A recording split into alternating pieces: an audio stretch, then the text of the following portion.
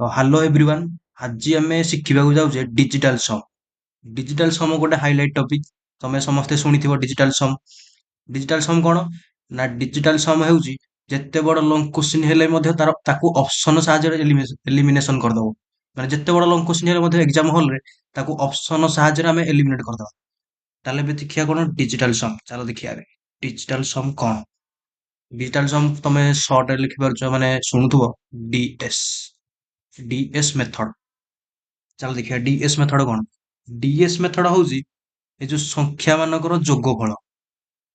ମନେକର 35 ଗୋଟେ ସଂଖ୍ୟା ହଉ, ତାକୁ ଯୋଗ କଲେ କେତେ? 5 ମିଶାଣ 3 8। ସେମିତି 45 ର ଗୋଟେ ସଂଖ୍ୟା, ତାକୁ ଆମେ ମିଶେଇବା, ମାନେ 4 ମିଶାଣ 5 9।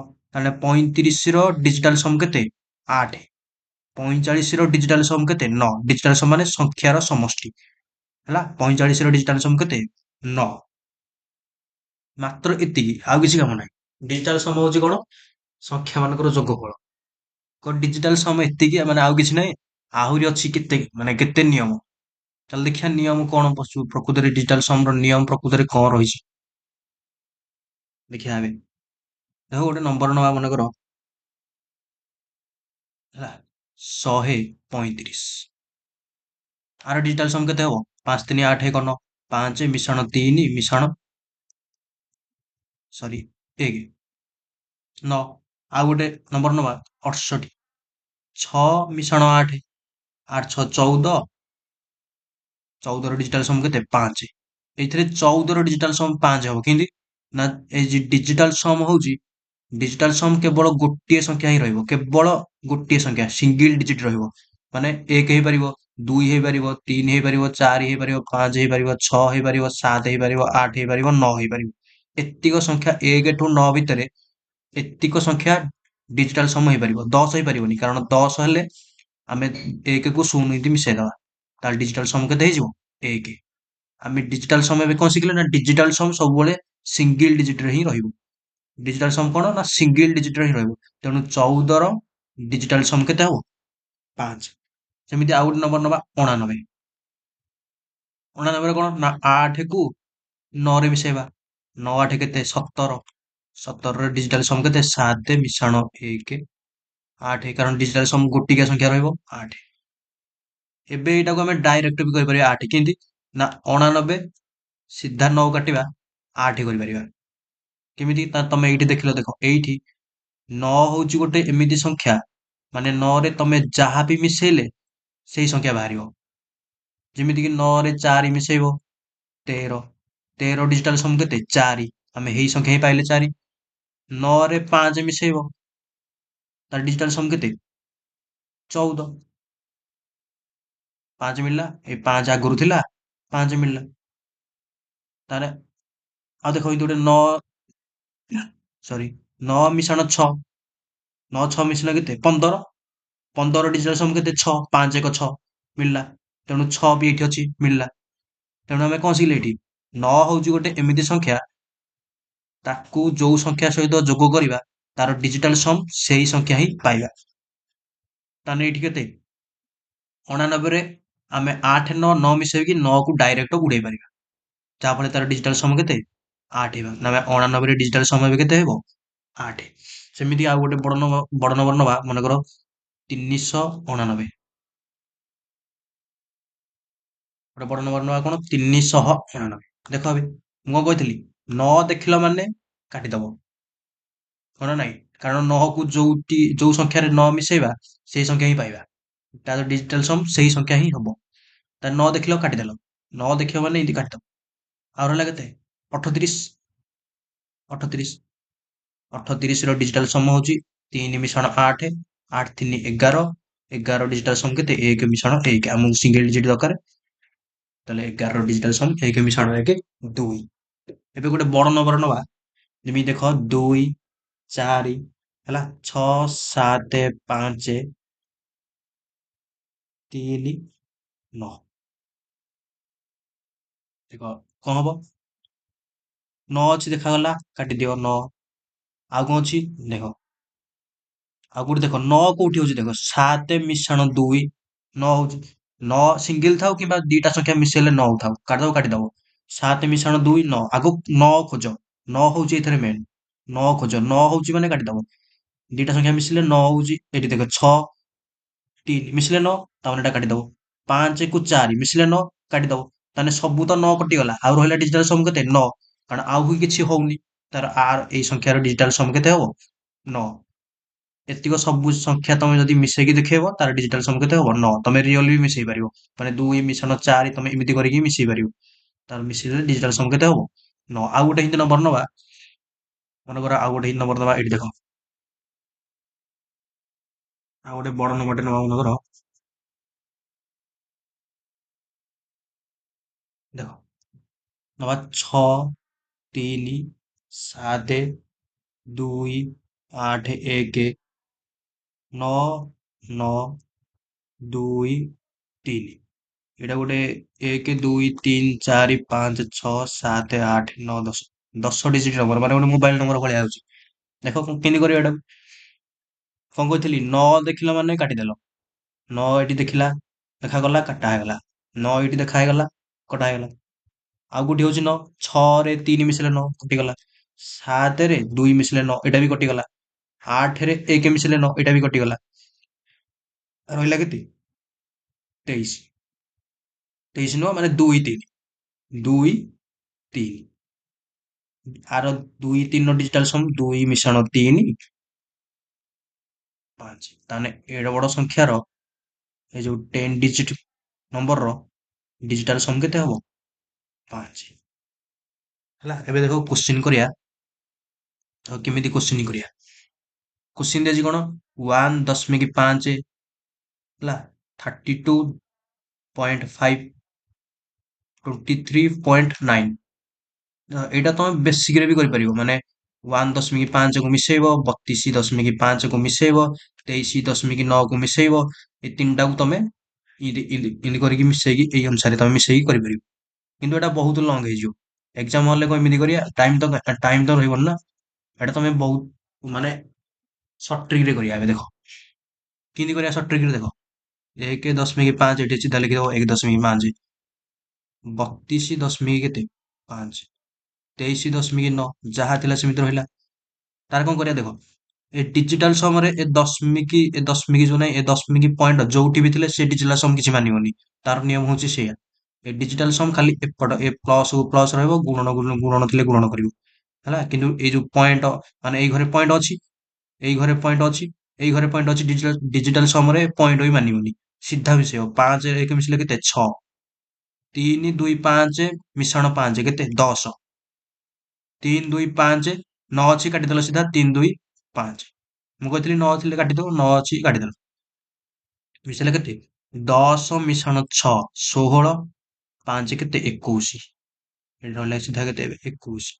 21 ର ଡିଜିଟାଲ ସମ୍ କେତେ? 3। ଏବେ ଅପସନ ଦେଖ କୋଉଠି 3 ହଉଛି। 9 ଅଛି, ସିଧା କାଟିଦେଲ। 7 6 13। 7 6 13, 3 1 4 13। 13 ଡିଜିଟାଲ ସମ୍ କେତେ? 4। ତାହେଲେ ଏଇଟା ହବନି। 9 ଅଛି, ସିଧା କାଟିଦେଲ। 5 7 12, ଡିଜିଟାଲ ସମ୍ କେତେ? 3। ଏଇଟା ହେଇପାରେ, ଏଇଟା ହେଇପାରେ, ମାନେ ଆହୁରି ବି ଅପସନ ଚେକ୍ କରିବ, କାରଣ ଏଇଟା କାଳେ ହଉଥିବ। ହେଲା, ଦେଖ। 8 5 13, 13 7 20। ତାହେଲେ ଏତିକର ଡିଜିଟାଲ ସମ୍ କେତେ? 20। 20 ର ଡିଜିଟାଲ ସମ୍ 2, ସିଙ୍ଗଲ ଡିଜିଟ ଦରକାର। 7 7 14, 3 କେତେ? 17। 17 ଡିଜିଟାଲ ସମ୍ କେତେ ହେଲା? 17 ହେଲା। 17 ଡିଜିଟାଲ ସମ୍ କେତେ? 7 ମିଶାଣ 1, ମାନେ 1 ମିଶାଣ 7 କେତେ? 8। ତାହେଲେ ଡି ର ଡିଜିଟାଲ ସମ୍ ହେଲା 8। ସି ର ଡିଜିଟାଲ ସମ୍ କେତେ? 2 8। ଆର ଡିଜିଟାଲ ସମ୍ ବାହାର କରିଥିଲେ ଆମେ 3। ଆର ଡିଜିଟାଲ ସମ୍ ବାହାର କରିଥିଲେ ଆମେ 4। କୋଉ ଡିଜିଟାଲ ସମ୍ ମ୍ୟାଚ୍ ହେଲା? 3, ମାନେ ଅପସନ ବି ମ୍ୟାଚ୍ ହଉଛି। ଏଇଟା ହବ କଣ? ଠିକ, ମାନେ ଅପସନ ବି ହବ ତାର କରେକ୍ଟ ଆନ୍ସର। ତାହେଲେ 1.5 32.5 23.9 ର ଆନ୍ସର ହବ। ଏଇଟା ଯଦି ଆମେ ମିଶେଇବା, ଆନ୍ସର ପାଇବା 57.9। ଏଇଟା ତମର ଠିକ ଆନ୍ସର। ତାପରେ ଆଉ ଗୋଟେ ହିନ୍ଦୀ ଦେଖିବା। ଆଉ ଅଛି ନା ନାଇଁ ଦେଖିବା। ଅଛି, ଦେଖ। ଏବେ ଦେଖିବା ଗୁଣନ କରିକି କେମିତି ହଉଛି, ଦେଖ। ଗୁଣନ କରି ଦେଖିବା କେମିତି ହଉଛି। 95 ଗୁଣନ 105। ଏଇଟା ତମେ ବେସିକରେ ବି କରିପାରିବ, କିନ୍ତୁ ଆମେ ଡିଜିଟାଲ ସମରେ କରିକି ଦେଖିବା କେମିତି ହଉଛି। ମୁଁ କଣ କହିଥିଲି? ନ ଦେଖାଗଲା ମାନେ କାଟ, ନ ଦେଖାଗଲା ଏଠି କାଟିଦିଅ। ରହିଲା କେତେ ଡିଜିଟାଲ ସମ୍ 95 ତାହେଲେ ଡିଜିଟାଲ ସମ୍ କେତେ ହେଇଗଲା 5 ଗୁଣନ 5 ଗୁଣନ ମାନେ 5 ମିଶାଣ 1 6 ହଁ ନା ନାଇଁ। ଏଇଠି ଦଶମିକ ନାହିଁ, ଏଇଟା ଗୁଣନ କିନ୍ତୁ ସେ ମାନିବ, ଦଶମିକ ମାନିବନି।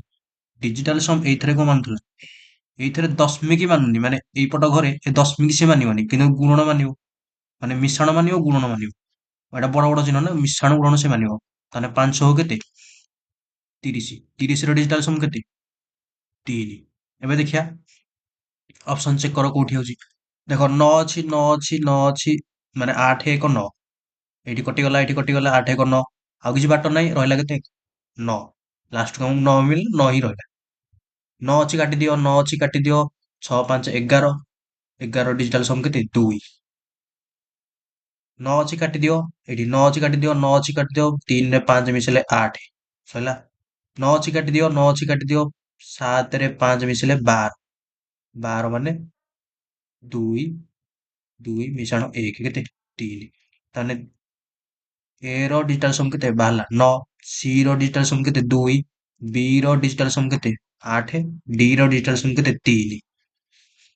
ତାହେଲେ ଆର ଆନ୍ସର କଣ ହବ, ଏଇ ଡିଜିଟାଲ ସମ୍ ମ୍ୟାଚ୍ ହେଲା ଆମ ଆନ୍ସର, ଆମେ ଯୋଉ ବାହାର କରିଥିଲେ ସଲ୍ଭ କରିଥିଲେ ତାର ଡିଜିଟାଲ ସମ୍ 3, ଅପସନ ର ବି ଡିଜିଟାଲ ସମ୍ ବାହାର କଲେ ଏଇଟା 3। ତାହେଲେ 95 ଆଉ 105 ର ଆନ୍ସର କୋଉଟା ହବ, ଅପସନ ଡି ହବ। କଣ ନା 9 9 7 5, ଏଇଟା ହବ ତମର ଠିକ। ଏବେ ଦେଖିବା ଆଉ ଅଲଗା କ୍ୱେଶ୍ଚିନ୍, ଦେଖିବା ଆଉ ଗୋଟେ। ଦେଖ ଏଠି ଡିଭିଜନ ମେଥଡ ଅଛି, ଏଟା ଥିଲା ଗୁଣନ ମିଶ୍ରଣ, ଏବେ ଦେଖିବା ଡିଭିଜନ ମେଥଡ ଟା କେମିତି କରିବା।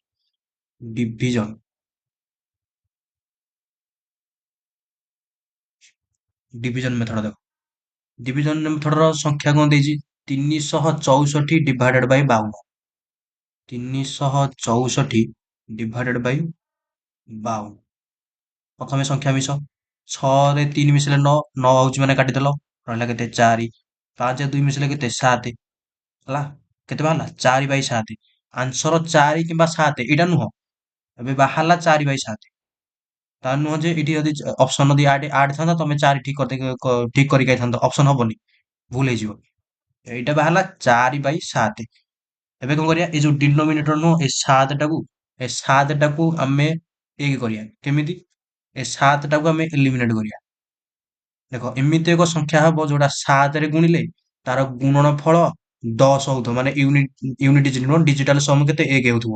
ମାନେ ଦେଖ 7 କୁ ଯଦି ଆମେ 2 ରେ ଗୁଣିବା କେତେ ହଉଛି 14, 14 ର ଡିଜିଟାଲ ସମ କେତେ, ସଂଖ୍ୟା ସମଷ୍ଟି କେତେ 5, ତାହେଲେ ଏଟା ହଉନି, ଆମକୁ 1 ଦରକାର, ଏଇ 1 ଟା ଦରକାର। ଏଠି କେତେ ଅଛି 5, ହଉନି, ଭୁଲ ହବ। ଆଉ ଗୋଟେ ଏମିତି କରିବା 7 ତିରିକି କେତେ 21, 21 ର ଡିଜିଟାଲ ସମ କେତେ 3, କିନ୍ତୁ ଆମକୁ ଦରକାର 1, ଏଟା ବି ହବନି। 7 ଚଉକୁ କେତେ 28, 28 ର ଡିଜିଟାଲ ସମ କେତେ 10, 10 ର ଡିଜିଟାଲ ସମ କେତେ 1, ଆମକୁ ଦରକାର ଥିଲା 1, ମିଳିଗଲା ବି 1।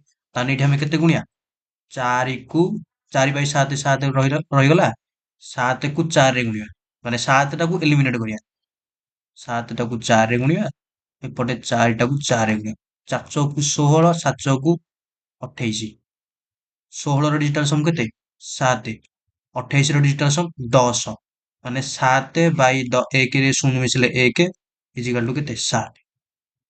ଅପସନ କୋଉଟା ହେଲା, ଆନ୍ସର ବି 7। ଓକେ, ଏଟା ଆଉ ଗୋଟେ ନମ୍ବର ଦେଖିବା ଅଛି ନା ନାଇଁ, ଅଛି ଦେଖିବା କଣ ଦେଇଛି।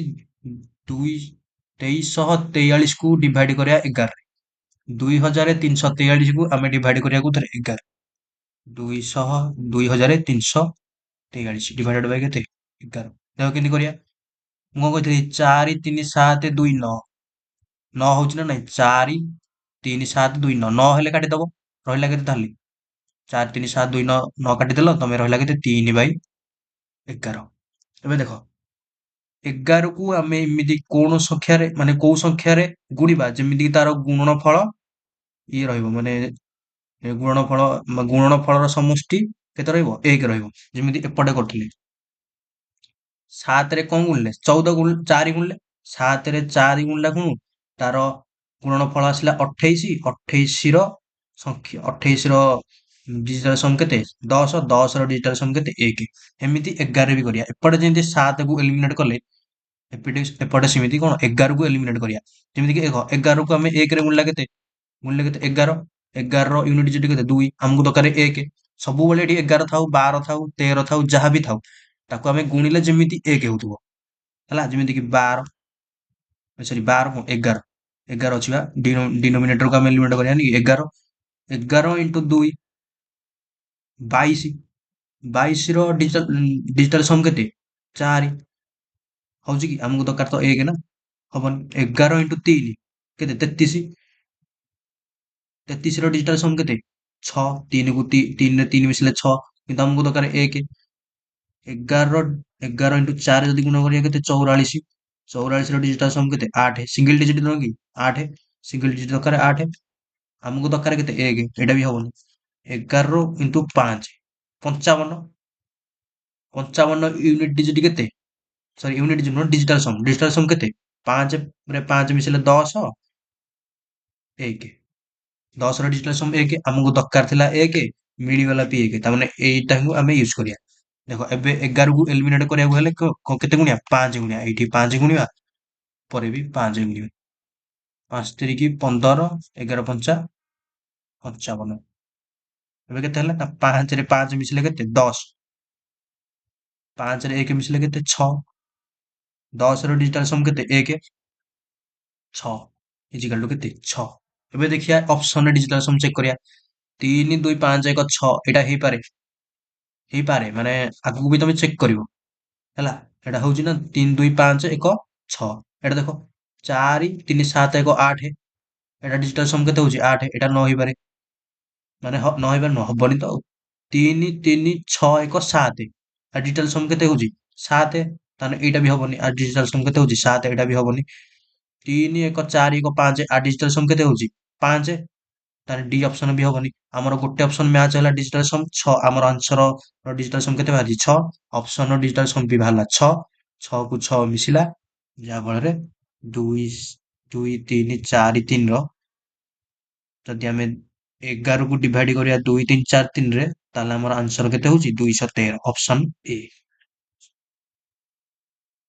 ଆଉ ଗୋଟେ ଦେଖିବା, ଆଉ ଗୋଟେ କ୍ୱେଶ୍ଚିନ୍ ଅଛି ନା ନାଇଁ ଦେଖିବା। ଏବେ ଦେଖିବା, ଦେଖ ଆଉ ଗୋଟେ ନମ୍ବର କଣ ଦେଇଛି, 1092 ଡିଭାଇଡେଡ୍ ବାଇ 156, 1092 ଡିଭାଇଡେଡ୍ ବାଇ କେତେ 156।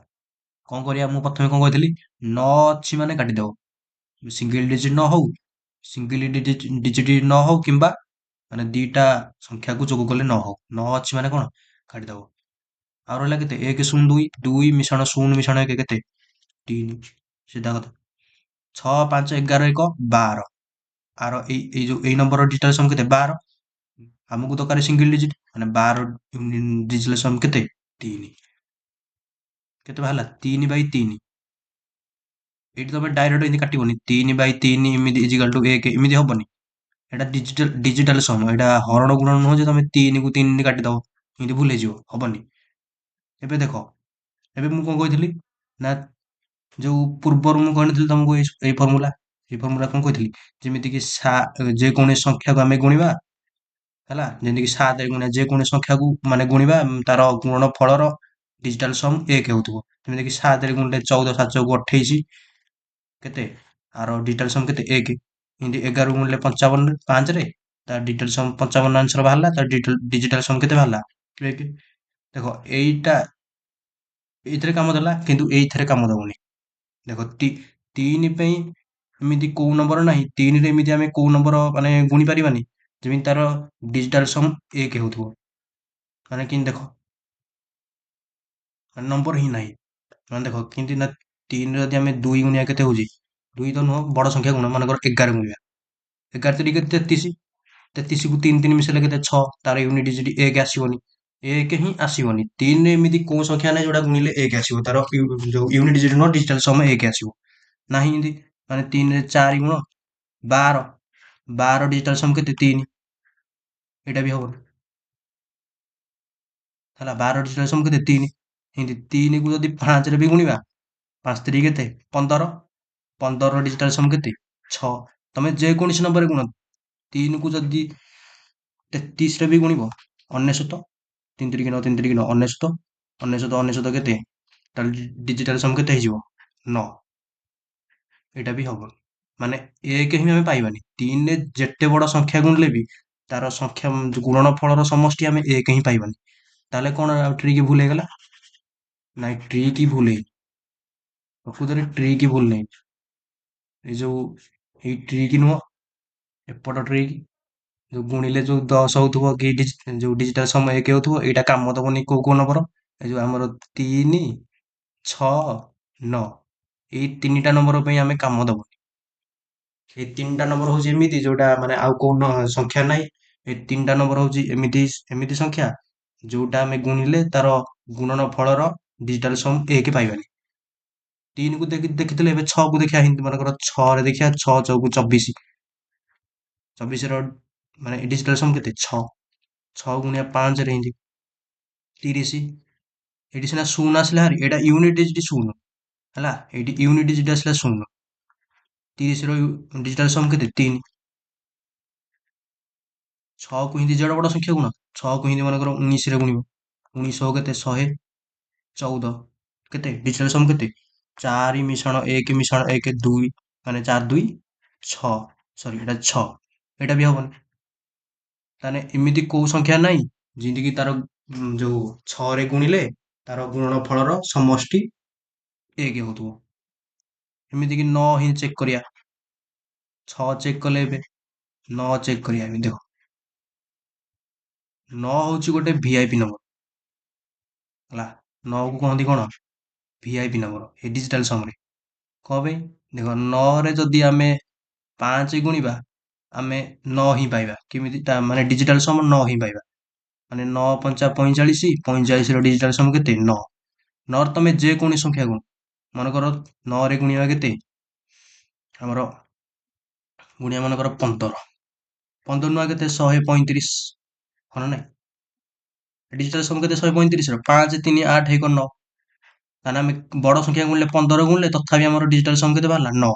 କିନ୍ତୁ 9 ରେ ବଡ ସଂଖ୍ୟା ଗୁଣ, ମନେକର 23, 23 ନୂଆ 207, ତାର ଡିଜିଟାଲ ସମ୍ କେତେ ବାହାରିଲା ଆମର, 9। ଏମିତି 9 ରେ ଗୁଣିଲେ ଆମେ ମାନେ ତାର ଡିଜିଟାଲ ସମ୍ କେତେ କଲେ କେତେ ବାହାରିବ, 9। ଏମିତି 9 ରେ ଯଦି ଆମେ ମିଶେଇବା, ମାନେ 9 ରେ ଯଦି ମିଶେଇବା 5, ମୁଁ ପୂର୍ବରୁ କହିଥିଲି 9 ରେ ଯଦି ଆମେ 5 ମିଶେଇବା, ତାପରେ 14 ବାହାରିବ, ମାନେ ସେଇ ସଂଖ୍ୟା ହିଁ ପାଇବା, ମାନେ 14 ର ଡିଜିଟାଲ ସମ୍ କେତେ ହବ, 5। ତେଣୁ ଆମେ 9 କାଟି ଦଉଥିଲେ ହେଲା, ମାନେ ଗୁଣିଲେ ଆମେ ତାର ଯେତେ ଗୁଣନ ଫଳର ଡିଜିଟାଲ ସମ୍ 9 ପାଇବା, ଯଦି ମିଶେଇବା ତାପରେ ଆମେ ସେଇ ସଂଖ୍ୟା ପାଇବା ହେଲା। ଏମିତି ଏ ଭାବୁଛି ବୁଝିଗଲେ ସବୁ। ତାହେଲେ ଦେଖ, ଏବେ 3 ଅଛି, 3ଟାକୁ ଆମେ ଏବେ କେମିତି ଚେକ୍ କରିବା, ଦେଖ, ଏବେ ରହିଲା କଣ, 3 3, ଏବେ ଦେଖ, ଏବେ ତ 3 3 ରହିଗଲା, ମାନେ ଆଉ କୋଉ ସଂଖ୍ୟା ନାହିଁ ଯୋଉଟା 3 ରେ ଗୁଣିଲେ ତାର ଡିଜିଟାଲ ସମ୍ 1 ହଉଥିବ। ଏବେ କଣ କରିବା, ଏଇ ଯୋଉ 3 କୁ କାଟିଦବା, ଏଇ ଏଇ ଏଇ ନମ୍ବରରୁ, ଏଇ ବଡ ନମ୍ବରରୁ, ଏଇ ନମ୍ବରରୁ 3 କୁ କାଟିଦବା, ଦେଖ କେମିତି କାଟିବା, 3 କୁ ହିଁ ଉଡେଇଦବା, କାଟି କୁଟିକି 3 କୁ ଉଡେଇଦବା, ଦେଖ କେମିତି ଉଡେଇବା। କଣ ଦେଇଛି କୋଶ୍ଚିନ୍, 1 0 9 2 ବାଇ 156 ହେଲା। ଏଇଥିରେ 3 3 ଅଛି ନା ନାଇଁ, ଏଇଥିରେ 3 ଅଛି, ତାହେଲେ 3 କୁ ଏଥିରେ କାଟିଦବା, 3 5 15, 3 2 6, ଏଇଥିରେ ଏମିତି କାଟ, 3 3 3 9, 19 3 6 18, 1 12, 3 ଚଉକୁ 12, କେତେ, 364 ବାଇ 52। ଏବେ ଆମର ହେଇପାରିବ ନା ନାଇଁ, ଦେଖିବା ଆଗ ଏଇ ଡିନୋମିନେଟର ଚେକ୍ କରିବ, ଡିନୋମିନେଟର କାଳେ ମିଶେଇଲେ 6 ହଉଥିବ, 6 ଆସିଲେ ବି 6ଟାକୁ ବି କାଟିବ, 9 ଯଦି 9 ବି ଆସିବ 9 ବି କାଟିବ ହେଲା। ଡିଜିଟାଲ ସମ୍ ଆଗ ଦେଖିବ, ଏଇ ଡିନୋମିନେଟର ଆଗ କଣ ଦେଖିବ, ଡିଜିଟାଲ ସମ୍। ଏବେ ଦେଖ ଡିଜିଟାଲ ସମ୍ କେତେ, 52 ର ଡିଜିଟାଲ ସମ୍ କେତେ ହଉଛି, 7। ଏବେ ଆଉ କିଛି ଅସୁବିଧା ନାହିଁ, କାରଣ ଆମେ ଦେଖିଥିଲେ 7 କୁ ଯଦି ଆମେ 4 ରେ ଗୁଣିବା, ତାର ଗୁଣନ ଫଳର ସମଷ୍ଟି ମାନେ ଡିଜିଟାଲ ସମ୍ 28 ର କେତେ ଆସୁଛି, 1, ତାହେଲେ ବି କିଛି ଅସୁବିଧା ନାହିଁ। ଆମକୁ ଏଇଠି ଏଇ ଏଇ ହରଣରେ ଏପଟ ଏଇ ଯୋଉ ଡିନୋମିନେଟରକୁ ଏଲିମିନେଟ କରିବାକୁ ପଡିବ, ଯେମିତି ହେଲେ ଡିନୋମିନେଟର କଣ ଏଲିମିନେଟ କରିବା। ଏବେ ଦେଖ 7 ରେ ଆମେ ଗୁଣିପାରିବା 4, ପୂର୍ବରୁ ଯେମିତି ଗୁଣିଥିଲେ 7 ରେ 4 ଗୁଣିବା, ନାଇଁ ସାତରେ ଏବେ ହଉ ସାତରେ ଏବେ କେତେ ଆସିଲା 7। ଏବେ ଦେଖ 6 3 9 4 କେତେ 6 3 9 ମାନେ 6 3 କୁ 3 କଟିଗଲା।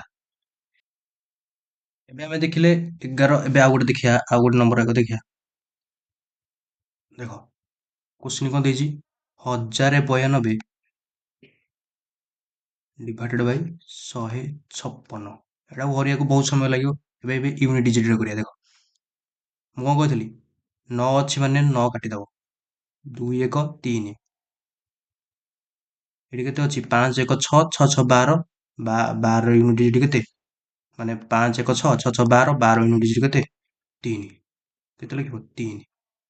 ଏବେ କଣ କରିବା ନା 3 କୁ 10 ରେ କରିବା। ମାନେ 3 କୁ ଏମିତି କୋଉ ସଂଖ୍ୟା ଗୁଣିବା ଯେମିତି 10 ହବ। ଏମିତି କୋଉ ସଂଖ୍ୟା ନାହିଁ ହେଲା। ଏମିତି ମାନେ ଗଣିତରେ ଏମିତି କୋଉ ସଂଖ୍ୟା ନାହିଁ ଯୋଉଟା 3 କୁ ଯଦି ଆମେ କୋଉ ସଂଖ୍ୟା ଗୁଣିବା ତାର ଡିଜିଟାଲ ସମ୍ 10 ମାନେ 1 ହଉଥିବ। ଏମିତି ଏପଟେ ଯେମିତି 7 କରୁଥିଲେ ଯେମିତି 7 କଣ କହୁଥିଲେ 28 ରେ 7 ରେ ଯଦି ଆମେ 4 ଗୁଣିବା ତାର ୟୁନିଟ୍ ଡିଜିଟ୍ କେତେ ହଉଥିବ 1। କିନ୍ତୁ 3 ରେ ଆମେ କରିବାନି 11 ହେଉଛି କିନ୍ତୁ 3 ହେଇପାରିବନି। କେମିତି ମାନେ 3 ରେ ଆମେ କୋଉ ସଂଖ୍ୟା ମାନଙ୍କର 4 ଗୁଣିଲେ 4 3 କେତେ 12। 12 ୟୁନିଟ୍ ଡିଜିଟ୍ କେତେ ମାନେ ୟୁନିଟ୍ ଡିଜିଟ୍ ନୁହଁ ମାନେ ଡିଜିଟାଲ ସମ୍ କେତେ 3। ଏମିତି 3 ଯଦି ମନେକର 6 ଗୁଣିଆ 6 3 18 ତାର ଡିଜିଟାଲ ସମ୍ କେତେ 9। 3 କୁ ବଡ ସଂଖ୍ୟା ଗୁଣ ହିନ୍ତି ମନେକର 33 ଅନେଶତ। ଅନେଶତର ଡିଜିଟାଲ ସମ୍ କେତେ ହବ 9। ମାନେ 3 ପାଇଁ ଏମିତି କୋଉ ସଂଖ୍ୟା ନାହିଁ ଯାହାର ଗୁଣନ ଫଳରେ ଡିଜିଟାଲ ସମ୍ କେତେ ଆସିବ 1 ଆସିବ। ଆମକୁ ଦରକାର 1 ନା କାରଣ ଏଇଠି 1 ହେଲେ ଯାଇକି ଏଇ ଡିନୋମିନେଟରରେ 1 ହେଲେ ଯାଇକି ଆମେ ଏଇଟାକୁ ଏଲିମିନେଟ କରିପାରିବା। ତ ହବନି। ଏବେ କଣ କରିବା ଗଲା ଟ୍ରିକ୍ କଣ ଭୁଲ ହେଇଗଲା। ଆମର ପୂର୍ବରୁ ଯୋଉ ଟ୍ରିକ୍ ପଡିଥିଲା ଏଟା ତ ଭୁଲ ହେଇଗଲା। ନାଇଁ ଭୁଲ ହେଇନି। ଏଇଟା ପ୍ରକୃତରେ ଏ ଯୋଉ ଟ୍ରିକ୍ ବତେଇଥିଲି ଏଇ ଟ୍ରିକ୍ ଟା ପ୍ରକୃତରେ 3 ଆଉ 6 ଆଉ 9 ଏଇ ତିନିଟା ସଂଖ୍ୟା ପାଇଁ କାମ ଦବନି ହେଲା। 3 ତ ଦେଖିଲେ ଏବେ ଦେଖ 6 ପାଇଁ ଏମିତି କୋଉ ସଂଖ୍ୟା ନାହିଁ ତାର ଯଦି ଆମେ ଗୁଣିବା ତାର ଗୁଣନ ଫଳର ସମଷ୍ଟି 1 ହଉଥିବ। ଆମକୁ ଦରକାର 1 1 ହଉଛି ମେଜର। ଏଇଠି ଯୋଉ ସଂଖ୍ୟା ଥାଉ ଆମକୁ ଦରକାର 1। ମାନେ ଗୁଣାଗୁଣି କରିକି ହରାହରି କରିକି ଯାହା ବି କଲେ ତାର ମାନେ ଆନ୍ସର ମାନେ ତାର ରେଜଲ୍ଟରେ ଡିଜିଟାଲ ସମ୍ ପ୍ରୟୋଗ କଲେ କେତେ ହଉଥିବ 1। ମନେକର 6 ରେ ଗୁଣିବା ହିନ୍ତି କେତେ 3 6 3 କେତେ 18 18 ଡିଜିଟାଲ ସମ୍ କେତେ ଆସିବ 9। 6 ରେ ବଡ ସଂଖ୍ୟା ବି ଗୁଣ ମାନେ ବଡ ବଡ ସଂଖ୍ୟା ବି ଗୁଣି ପାରିବ। ଯେମିତି କେତେ 13 78 78 8 7 କେତେ 15 15 ଡିଜିଟାଲ ସମ୍ କେତେ 6। ଏମିତି 6 ରେ ଗୁଣିବା ମନେକର କେତେ ଆହୁରି ବଡ ସଂଖ୍ୟା ଗୁଣି ପାରିବ ଯେମିତି କି କେତେ 6 ରେ ଗୁଣିବା ମନେକର କେତେ ଗୁଣିବା ମନେକର 14 14 ସହ କେତେ 84 8 4 12 2 1 3 ମିଳିଲାନି ନା କୌଣସି ସଂଖ୍ୟା ନାହିଁ ଯେ ତାର ଡିଜିଟାଲ ସମ୍ କେତେ ହଉଥିବ 1 ହଉଥିବ। 6 ରେ ବି ପାଇଲେନି 6 ରେ ନାହିଁ 3 ର ବି ନାହିଁ। ଏବେ 9 ର ହଉଛି ନା ନାଇଁ ଦେଖ 9 ରେ ବି ଚେକ୍ କରିଦବା। ଦେଖ ମନେକର 9 ହଉଛି ଗୋଟେ ଏମିତି ନମ୍ବର। ଦେଖ 9 ହଉଛି ଗୋଟେ ଏମିତି ସଂଖ୍ୟା ଯୋଉଟା ଆମେ ଗୁଣିଲେ ସେଇ ସଂଖ୍ୟା ନୁହଁ ତାର ସମଷ୍ଟି ମାନେ ଗୁଣନଫଳର ସମଷ୍ଟି 9 ପାଇବା। କେମିତି ଦେଖ 9 ହଉଛି ଗୋଟେ ଭିଆଇପି ନମ୍ବର ବି ତାକୁ କହିପାରିବା। ମାନେ ଡିଜିଟାଲ ସମୟରେ ସିଏ ଗୋଟେ ଭିଆଇପି ନମ୍ବର ତାକୁ କାଟି ପାରିବା। ଆଉ କଣ ମୁଁ ଯେମିତି କହିଥିଲି ପୂର୍ବରେ ଏଲିମିନେଟ କରିପାରିବା। ଆଉ ତାକୁ ଯଦି ଆମେ ଯୋଉ ସଂଖ୍ୟାରେ ଗୁଣିବା ତାର ଗୁଣନ ଫଳର ଡିଜିଟାଲ ସମ ଆସୁଥିବ 9। ମାନେ ଦେଖ କେମିତି 9 9 3 27 ତାର ଡିଜିଟାଲ ସମ କେତେ ଆସିବ 9 ଆସିବ। ତମେ ବଡ ବଡ ସଂଖ୍ୟା ବି ନେଇପାରିବ ମନେକର 9 14 14 9 135 ହେଲା। କେତେ ଆସିଲା ତାର ଡିଜିଟାଲ ସମ 5 3 8 1 9 ମାନେ ଆମେ କଣ ପାଇଲେ 9 ପାଇଲେ। 9 ରେ ତମେ ଯେତେ ବଡ ସଂଖ୍ୟା ଗୁଣିଲେ ତାର ଡିଜିଟାଲ ସମ କେତେ ଆସିବ 9 ହିଁ ଆସିବ। ଏଇଟା ଯଦି ଗୁଣିଲେ ନ ଆସିବ ଡିଜିଟାଲ ସମ ମାନେ ଫଳାଫଳ ଗୁଣିଲେ ନ ଆସିବ ତାର ଡିଜିଟାଲ ସମ ଏମିତି ମିଶେଇଲେ ବି ଏମିତି ମନେକର 9 ରେ ଆମେ 14 ମିଶେଇବା ତାର ଡିଜିଟାଲ ସମ କେତେ ଆସିବ 5। କେମିତି ତାହେଲେ ଦେଖ 9 ରେ 14 ମିଶେଇବା ସେଥିପାଇଁ 9 କୁ ଆମେ ଏଲିମିନେଟ କରିଦଉଥିଲେ। 9 ରେ 14 ମିଶେଇଲେ କେତେ 9 4 13 23 3 2 5 ହେଇଥିପାଇଁ ଆମେ 9 କୁ ଯଦି ମିଶେଇବା 14 ରେ ସେଥିପାଇଁ 9 ରେ ଆମେ ସବୁବେଳେ କଣ ଏଲିମିନେଟ କରୁଥିଲୁ। ମୁଁ ତମକୁ ଏଇଟା ପୂର୍ବରୁ କହିଥିଲି 9 ଦେଖିଲା ମାନେ କଣ ଏଲିମିନେଟ କରିବା ମାନେ 9 ରେ ଯୋଉ ସଂଖ୍ୟା ମିଶେଇବା ଆମେ ସେଇ ସଂଖ୍ୟା ହିଁ ପାଇବା। ଏବେ ଦେଖ କଣ କରିବା ଏବେ ଦେଖ ଆମେ କଣ କରିବା। ଏଇଠି ତ 3 ଅଛି କଣ କରିବା ଡିନୋମିନେଟର ଟାକୁ 3 ଅଛି ମାନେ ଏବେ ଦେଖ ଏଇ ତିନିଟାକୁ ନୁହଁ, ଏ ତିନିଟାକୁ ଏ ଭିତରୁ କାଟିଦବା। ଏ ଡିନୋମିନେଟରକୁ ତିନିଟାକୁ ଉଡେଇଦବା। କେମିତି? ଦେଖ କେମିତି। 3 ହଉ କିମ୍ବା 6 ହଉ କିମ୍ବା 9 ହଉ ତାକୁ ବି ଉଡେଇଦବା। ମନେକର 1092 କୋଶ୍ଚିନ୍ ଦେଇଛି 156। 156କୁ ଆମେ ପ୍ରଥମେ 3 ଆମେ ଡିଜିଟାଲ ସମ୍ କେତେ ହଉଥିଲା? 3, 3ଟାକୁ ଉଡେଇଦବା। 3 5 15, 3 5 15, 3 2 6। 3ଟାକୁ ଉଡେଇବା ଏଥିରେ, ଏମିତି 3 3 9, 19, 3 1 18, 4 3 ଚଉକୁ ମାନେ 12, 3 ଚଉକୁ 12, କେତେ ହେଲା? 364 ବାଇ 52। ଏବେ ଦେଖ, ତାପରେ ଡିନୋମିନେଟର ଚେକ୍ କର। ଡିନୋମିନେଟର ମିଶେଇଲେ 3 6 9 ହଉଛି କି? ଦେଖ 5 2 7, ତାହେଲେ ହଉନି। 3 6 9 ହଉନି। ଏ 3 6 9 ମନେକର 6 ହେଇଥାନ୍ତା, 6 ବି କାଟିଥାନ୍ତେ। ମନେକର 9 ବି ହେଇଥାନ୍ତା ମିଶେଇଲେ, 9 ବିଟାକୁ ବି କାଟିଥାନ୍ତେ। କାଟିଲେ ଯାକେ ମାନେ ଏଇ 3 6 9 9 ହଉଥିବା ଦରକାର। ଏବେ 7 7 ଆସୁଛି, ମାନେ 7 ଗୋଟେ ସଂଖ୍ୟା ଅଛି। 7ରେ ଯଦି ଆମେ 4 ଗୁଣିବା 28 ପାଇବା। 28ର ଡିଜିଟାଲ ସମ୍ କେତେ ହଉଛି? 1। ତାହେଲେ ଏଇଟା ହେଇପାରିବ। ଆମ ଏଇଠି 1 ଦରକାର, ଯେମିତି ହେଲେ ବି ଏଇଠି 1 ଦରକାର। ଏବେ କିଛି ଅସୁବିଧା ନାହିଁ। ଏବେ କଣ କରିବା ଦେଖ, ମୁଁ କଣ କହିଥିଲି? 3 କୁ 6 9 କଟିଗଲା, ରହିଲା କେତେ? 4। 5 ମିଶାଣ 2 କେତେ? 7। 7 କୁ 7 ରହିଲା। ତାପରେ କଣ କରିବା ନା 7ଟାକୁ ଏଲିମିନେଟ କରିବା। 7ଟାକୁ 1 କରିକି ଏଲିମିନେଟ କରିବା। ମାନେ 7ରେ ଏମିତି କୋଉ କୋଉ ସଂଖ୍ୟା ଗୁଣିବା ତାର ଗୁଣନ ଫଳର ଡିଜିଟାଲ ସମ୍ 1 ହବ। କୋଉ ସଂଖ୍ୟା? 4। ଏଇଠି 4 ଗୁଣିଲେ ହବ, ଏଇଠି ବି 4 ଗୁଣିବା। 4 ଚଉକୁ 16 ବାଇ 7 ଚଉକୁ କେତେ? 28। 6ରେ 1 ମିଶିଲେ କେତେ? 7। 8ରେ 2 ମିଶିଲେ 10। 1 ହେଇଗଲା କି? ଏଲିମିନେଟ ହେଇଗଲା 7, 1 ହେଇଗଲା। ତାହେଲେ 7 ବାଇ 1। 7 10ର ୟୁନିଟ୍ ଡିଜିଟ୍ 1, ସରି ୟୁନିଟ୍ ଡିଜିଟ୍ ନୁହଁ, ଡିଜିଟାଲ ସମ୍ 1, 7କୁ 7 ହେଲା। ଏବେ ଦେଖ ଅପସନ, ଦେଖ ଅପସନରେ ବି 7 ଆମର ମ୍ୟାଚ୍ ଅଛି। 6 ହବନି, 5 ହବନି, 7 ମ୍ୟାଚ୍ ହେଇଯାଉଛି। ତାହେଲେ 1092 ଯଦି ଆମେ 156ରେ ଡିଭାଇଡ୍ କରୁଛେ, ଆମର କେତେ ବାହାରୁଛି ଆନ୍ସର? 7। ରେଜଲ୍ଟ ବାହାରୁଛି କେତେ? 7। ଆଉ ଗୋଟେ ନମ୍ବର ହେଇକି ନେଇକି ଦେଖିବା କେତେ ଦେଇଛି? 3 6 5 4। 3 6 5 4 ବାଇ 63। କଣ କରିଛି? ପ୍ରଥମେ କଣ କହିଥିଲି? ପ୍ରଥମେ ଡିନୋମିନେଟରକୁ ଚେକ୍ କର। ଡିନୋମିନେଟରକୁ ମିଶେଇଥିଲେ ଯେମିତି 3 6 9 ହଉଥିବ, ଏଇ 3 6 9କୁ ଉଡେଇବା ପାଇଁ ଚେଷ୍ଟା କର। 6 3 9 ହେଇଯାଉଛି, ତାହେଲେ ଏଇ 9କୁ କାଟିବା। ଦେଖ 9 ସତା 63, ହଁ ନା ନାଇଁ? 9 ସତା 63, 9 ଚଉକୁ 36, କେତେ? 9 ଚଉକୁ 36, 36 ରହିଲେ କେତେ? 105 ହେଇଯିବ। ସରି 5 ହବ,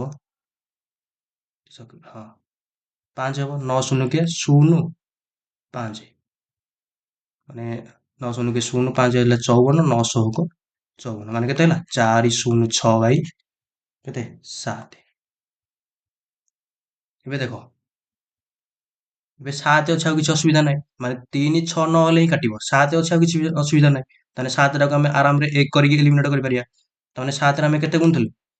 4 ଗୁଣୁଥିଲେ। ମାନେ 7ରେ ଯଦି ଆମେ 4 ଗୁଣିବା 28 ପାଇବା। 28ର ଡିଜିଟାଲ ସମ୍ କେତେ? 1। ଆରାମରେ ହେଇପାରିବ। 406। ଏବେ ଦେଖ, ଏଟାକୁ ମିଶେଇ ଦିଅ। 4 6 କେତେ? 10 ବାଇ କେତେ? 7। ଏ 7ଟାକୁ ଏଲିମିନେଟ କରିବାକୁ କଣ କହିଥିଲି? ମାନେ ତାକୁ ଗୁଣିବା, ଏମିତି ସଂଖ୍ୟାରେ ଗୁଣିବା ଯେମିତି ତାର ଡିଜିଟାଲ ସମ୍ 1 ହଉଥିବ। 10କୁ 10 ରହିଲା 7 ଇଣ୍ଟୁ, ଯଦି ଆମେ 4 ଗୁଣିବା ତାହେଲେ ତାର ଡିଜିଟାଲ ସମ୍ 1 ହବ। ଏପଟେ ଏମିତି କଣ 4 10କୁ 40, 7 କେତେ? 28। 40 ବାଇ 10। 4ରେ 0 ମିଶିଲେ କେତେ? 4।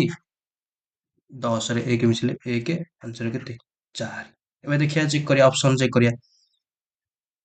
8 5 13, 13ର ଡିଜିଟାଲ ସମ୍ କେତେ? 4। 5 3 8, ଡିଜିଟାଲ ସମ୍ କେତେ? 8। ତାହେଲେ ଏଇଟା 9, ଏଇଟା ବି ଏଇଟା ହବନି। ଏଇଟା ହେଇପାରେ, ହେଇପାରେ। ତାହେଲେ ଆଗକୁ ବି ଚେକ୍ କରିବା ଅପସନ। 5 4 9, ଏଇଟା ହବନି। 8 6 14, 14ର ଡିଜିଟାଲ ସମ୍ କେତେ? 5। ଏଇଟା ବି ହବନି। ତାହେଲେ ଆମର କୋଉଟା ଆନ୍ସର ହେଲା? 58। ମାନେ କୋଉଟା? ଏ ଅପସନ ଏ। ତାମାନେ 3 6 5 4 କୁ ଯଦି ଆମେ 63ରେ ଡିଭାଇଡ କରିବା ଆମର ଆନ୍ସର କେତେ ଆସିବ? ଅପସନ ଏ ଆସିବ 58। ଏତିକି ଥିଲା ତମର ଡିଜିଟାଲ ସମ୍। ମୁଁ ଭାବୁଛି ସମସ୍ତେ ଭଲରେ ବୁଝିପାରିଥିବ ହେଲା। ଏଇ ଡିଜିଟାଲ ସମ୍ ତମେ ଯଦି ଆପ୍ଲାଏ କରିବ ଏକ୍ସାମ ରେ ତମର ଅତି କମ ସମୟରେ ତମେ ବଡ ବଡ କୋଶ୍ଚିନ୍ ମଧ୍ୟ ସଲ୍ଭ ହେଇପାରିବ।